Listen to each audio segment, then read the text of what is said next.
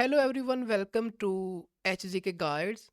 आज हम बात करने जा रहे हैं वो स्टूडेंट जो इटली से स्टडी करना चाहते हैं और सर्च कर रहे हैं किसी यूनिवर्सिटी को और चाहते हैं कि वो यूनिवर्सिटी उनको जो है 10,000 यूरो की जो स्कॉलरशिप प्रोवाइड करे, और ना सिर्फ ये बल्कि उनको ट्यूशन फ़ी वेवर की स्कॉलरशिप भी प्रोवाइड की जाए।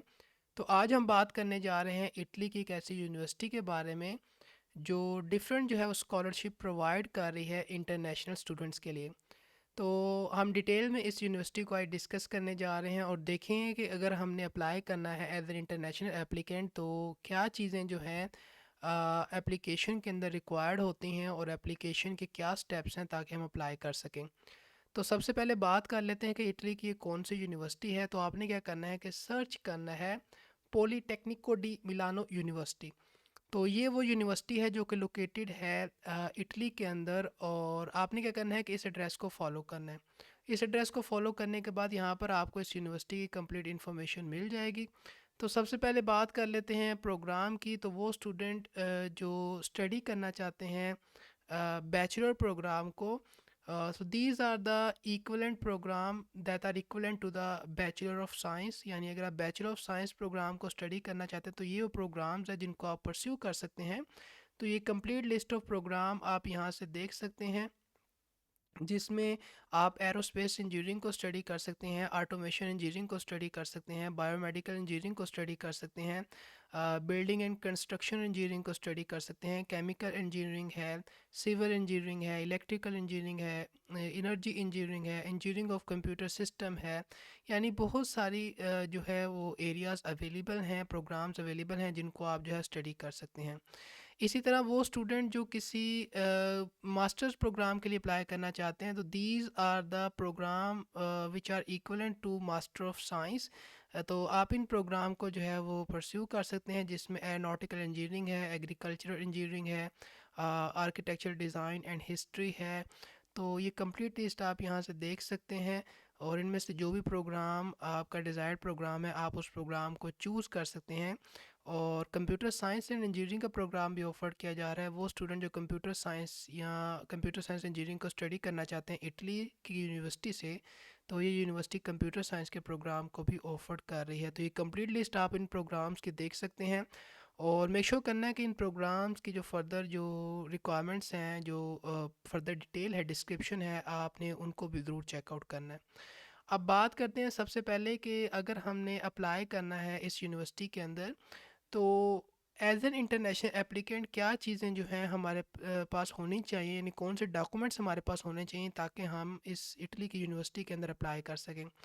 तो डॉक्यूमेंट्स की तरफ आने से पहले एक बात आपने इंश्योर करनी है कि ना सिर्फ ये बल्कि आपने इन प्रोग्राम की जो रिक्वायरमेंट है उनको चेकआउट करना है, बल्कि आप जिस कंट्री से अप्लाई कर रहे हैं आपने चेक करना है अपने कंट्री स्पेसिफिक जो रिक्वायरमेंट्स हैं उनको भी, क्योंकि कंट्री की कुछ स्पेसिफिक रिक्वायरमेंट्स होती हैं एप्लीकेंट के लिए और वो वेरी करती हैं हर एक एप्लीकेंट के लिए।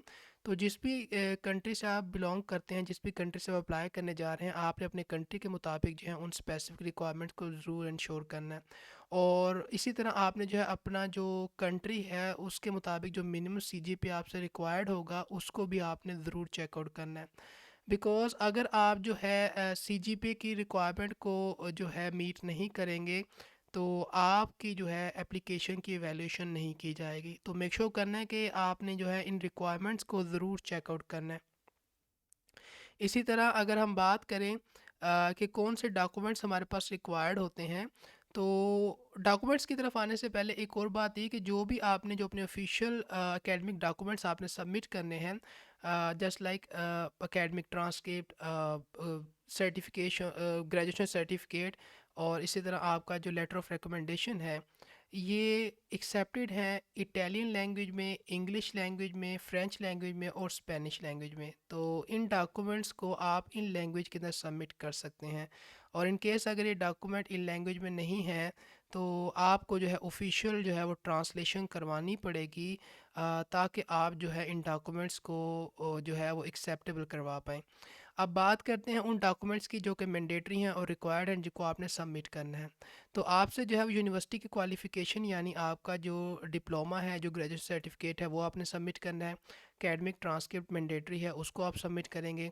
आपने जो है अपना जो सीजीपी की स्टेटमेंट है उसको सबमिट करना है, सीवी को सबमिट करना है। पोर्टफोलियो आपसे रिक्वायर्ड होगा, अगर आप जो है आर्किटेक्चर के और इन प्रोग्राम के एप्लीकेंट हैं तो आपसे एक पोर्टफोलियो भी रिक्वायर्ड होगा। और आपने जो है लैंग्वेज प्रोफिशेंसी की जो रिक्वायरमेंट है उसको भी मीट करना है। और कुछ ऑप्शनल डॉक्यूमेंट्स होते हैं, यानी ये वो डॉक्यूमेंट्स हैं अगर आपके पास हैं तो आप इन्हें सबमिट कर सकते हैं। ये वो डॉक्यूमेंट्स हैं जो कि रेलेवेंट टू सम प्रोग्राम हो सकते हैं और ऑप्शनल हो सकते हैं उस स्पेसिफिक प्रोग्राम के लिए। तो उन ऑप्शनल डॉक्यूमेंट में आपका जो जीआरई है उसका टेस्ट स्कोर है, और ये सिर्फ उन्हीं एप्लीकेंट ने सबमिट करना है जो कि इंजीनियरिंग और आर्किटेक्चर प्रोग्राम को स्टडी करना चाहते हैं। लेटर ऑफ रिकमेंडेशन है, लेटर ऑफ मोटिवेशन है, और इसी तरह आपका जो है जो स्टडी प्रोग्राम है आपका उसके आपने जो है डिटेल डिस्क्रिप्शन सबमिट करनी है। And this is the another document जो कि उन एप्लीकेंट्स के लिए जो बिलोंग करते हैं फॉर ई एप्लीकेंट, तो उन एप्लीकेंट इन डॉक्यूमेंट को सबमिट करना है। तो ये तो हो गई वो लिस्ट ऑफ डॉक्यूमेंट्स। अब बात करते हैं कि एप्लीकेशन अगर हमने सबमिट करनी है तो क्या स्टेप्स इन्वॉल्व होते हैं।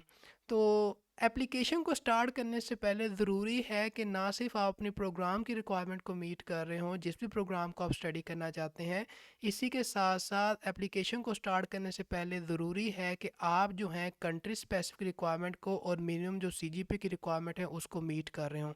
इन केस अगर आप इन रिक्वायरमेंट को मीट नहीं कर रहे होंगे तो आपकी जो एवेल्यूशन प्रोसेस है वो जो है परफॉर्म नहीं किया जाएगा। तो इन रिक्वायरमेंट को पहले आपने इंश्योर करना है, और आफ्टर इंश्योरिंग दैट कि आप इन रिक्वायरमेंट्स को मीट कर रहे हैं, आपने अपने आप को जो है ऑनलाइन जो है रजिस्टर करवाना है। यानी ऑनलाइन आपने अपनी रजिस्ट्रेशन करवानी है एप्लीकेशन पोर्टल पर। फिर आपने ऑनलाइन जो है एप्लीकेशन फॉर्म जो है उसे फिल आउट करना है, और देन आपने जो रेलिवेंट टू द प्रोग्राम जो इसके लिए अप्लाई करने जा रहे हैं आप उसकी जो एप्लीकेशन फ़ी है उसको पे करेंगे। तो इन 3 सिंपल स्टेप्स को फॉलो करते हुए आप इस यूनिवर्सिटी के अंदर जो है अप्लाई कर सकते हैं। अगर बात की जाए एप्लीकेशन डेडलाइन की, तो जो डेडलाइन है वो डिपेंड करती है कि क्या आप एक ईईए जो एप्लीकेंट है वो है, या आप नॉन ईईए जो एप्लीकेंट हैं उस कैटेगरी में फॉल करते हैं। तो वो स्टूडेंट जो नॉन ईईए स्टूडेंट्स हैं उनके लिए जो एप्लीकेशन डेडलाइन है यहाँ पर मेंशन है। तो जो सेमेस्टर फर्स्ट है दैट इज़ सितंबर, उसकी जो एप्लीकेशन कॉल है वो 2 मरतबा होती है, और एप्लीकेशन का जो पीरियड होता है, जो टाइमलाइन होती है, that is for the first call that is from September to November, and for the second call that is from January to March. इसी तरह जो सेमेस्टर सेकंड है ऑफ फरवरी, इसकी जो एप्लीकेशन कॉल है वो सिर्फ एक बार होती है, और जो एप्लीकेशन का ड्यूरेशन होता है, टाइमलाइन होती है, that is from May to July. तो मेक श्योर करना है कि आप जो है अगर अप्लाई करना चाहते हैं तो these are the application timeline जिसके मुताबिक आपको अप्लाई करना होगा इस यूनिवर्सिटी के अंदर, ताकि आप एटलीस्ट जो अपना बैचलर है या मास्टर जो ग्रेजुएट प्रोग्राम है उससे आप स्टडी कर सकें।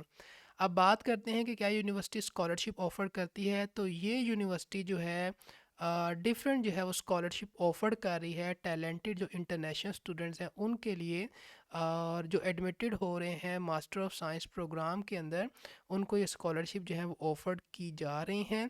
और जो स्टूडेंट हैं उनको जो है वो ऑटोमेटिकली जो है वो कंसीडर किया जाएगा इन मेरिट बेस्ड स्कॉलरशिप्स के लिए। किसी किस्म की जो सेपरेट एप्लीकेशन है वो उनसे रिक्वायर्ड नहीं होगी। तो 3 किस्म की स्कॉलरशिप्स हैं। One is the platinum scholarship, another one is the gold scholarship, और इसी तरह हमारे पास एक सिल्वर स्कॉलरशिप भी है। प्लैटिनम स्कॉलरशिप में दिस इज़ द अमाउंट जो कि आपको प्रोवाइड की जाएगी, और इसी के साथ साथ आपको जो ट्यूशन फ़ी है उसका वेवर भी प्रोवाइड किया जाएगा।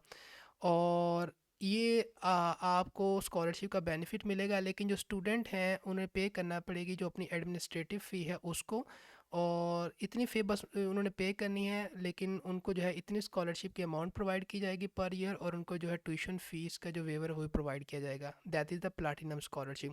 अगर गोल्ड स्कॉलरशिप की बात की जाए तो दिस इज़ द अमाउंट जो कि आपको प्रोवाइड की जाएगी पर ईयर, और आपको ट्यूशन फ़ी जो है आपकी उसका वेवर प्रोवाइड किया जाएगा। इसी के साथ साथ जो स्टूडेंट हैं उन्हें पे करनी होगी जो एडमिनिस्ट्रेटिव फ़ी है उसको। और अगर बात करें हम सिल्वर स्कॉलरशिप की, तो सिल्वर स्कॉलरशिप में जो है आपको जो है वो ट्यूशन फ़ी का वेवर प्रोवाइड किया जाता है जो कवर करता है आपकी जो टोटल अमाउंट ऑफ फ़ीस है फॉर द एकेडमिक ईयर। और जो स्टूडेंट हैं दे हैव टू पे ओनली द एडमिनिस्ट्रेटिव फ़ी, तो उनको फिर इस स्कॉलरशिप प्रोग्राम के लिए जो है वो एलिजिबल हो सकते हैं। अगर बात की जाए स्कॉलरशिप की जो असेसमेंट क्राइटेरिया है उसकी, तो जो स्कॉलरशिप का असेसमेंट क्राइटेरिया है वो डिपेंड कर रहा होता है आपकी जो प्रीवियस एजुकेशन है, जो क्वालिफ़िकेशन है उसके ऊपर। और ऑब्वियसली जो आपका जीपीए होता है, जो एकेडमिक आपकी अचीवमेंट होती हैं, ये चीज़ें आपको जो है एक इम्पोर्टेंट रोल प्ले कर रही होती हैं आपकी स्कॉलरशिप के असेसमेंट क्राइटेरिया के अंदर। एंड देन डिपेंडिंग अपॉन कि आप इन स्कॉलरशिप में से किस स्कॉलरशिप के लिए एलिजिबल हैं, आपकी सिलेक्शन की जाती है अगर आप सर्टेन क्राइटेरिया को मीट कर रहे हैं और एवेल्यूशन प्रोसेस को जो है आप पास करते हैं।